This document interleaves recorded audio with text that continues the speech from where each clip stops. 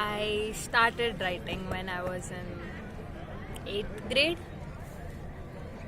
and I started reading when I was in 7th grade, except encyclopedias and all those books that I used to read like before. But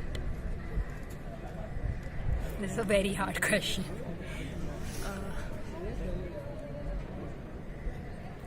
So life changed.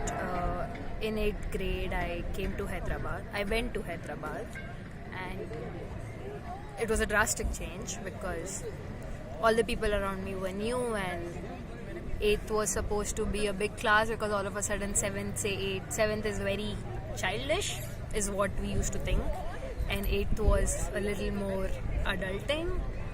And I have been good at speaking, but I always had too much to speak, and I did not realize that until I was in 8th, when things changed, when I started getting attracted to guys, because everyone was.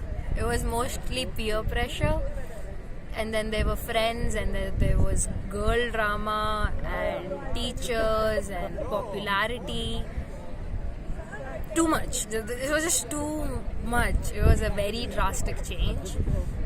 And then I started reading more because I would get tired of being with people, of facing the world.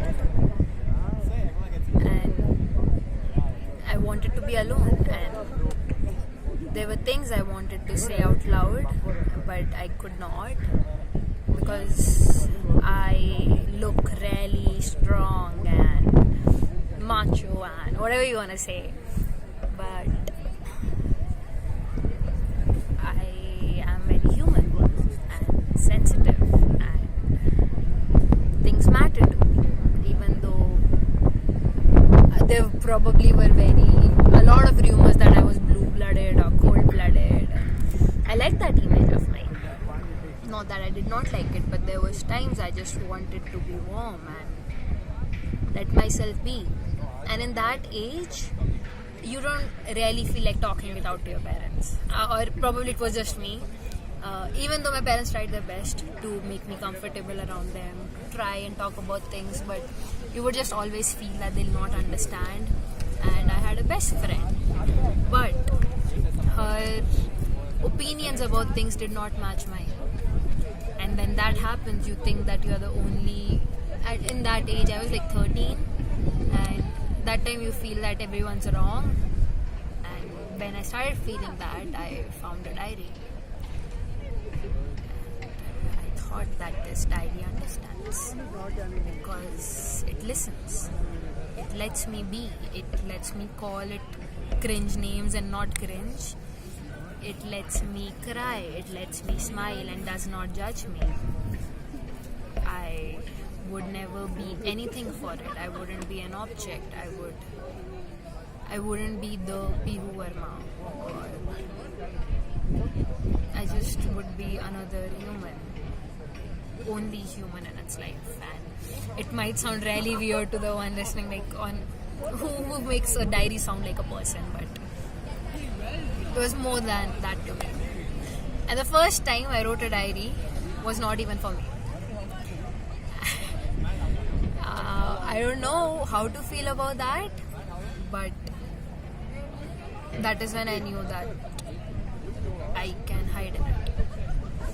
That I can be someone outside and I can come home and cry with it. That I can let myself be the personality I did not think people would like. The personality I did not think would get attention or would be the popular one, because I like that life too, but I wanted this. And then emotions started getting stronger, drama increased, people increased, just everything. Sometimes it started going downhill, and then I was a teenager and I started fighting at home, and let my emotions flow on paper. Since then, pen and paper has been my best friend. I love fountain pens, even though I don't find them anymore. Whenever I do, I love them but then the ink bot, it's just too much work. And now I have started typing on my laptop. But whenever I am writing for someone or someone's writing for me, I ask them to make it pen and paper, because the feel that you have in a pen and paper, you don't in anything else.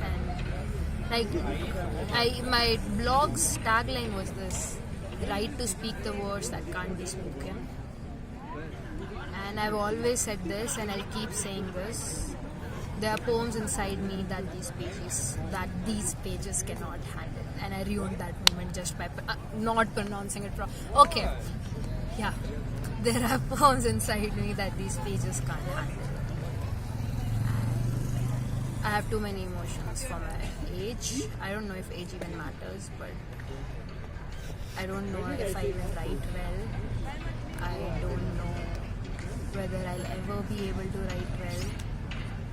But if even one person connects, or even if nobody connects, but I feel better, then I do it. And that is how I started writing.